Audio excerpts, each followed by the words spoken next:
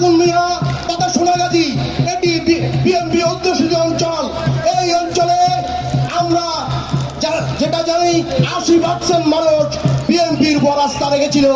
আমি দৃঢ়ভাবে বিশ্বাস করি আগামীতেও আমাদের জনগণ বিএনপির উপর আস্থা রাখবে এবং আব্দুল আল মিন্টু সাহেবকে আগামী 12 তারিখে বিপুল ভোটে বিজয় লাভ করাবে। তথাপি আপনারা জানেন যে পক্ষটির কথা আমরা বলেছি, জামাতে ইসলাম।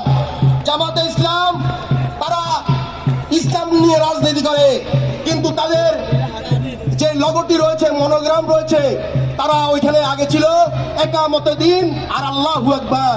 তারা এই দুইটা শব্দই উঠিয়ে দিয়েছে। এটার কারণ কি আপনারা জানেন?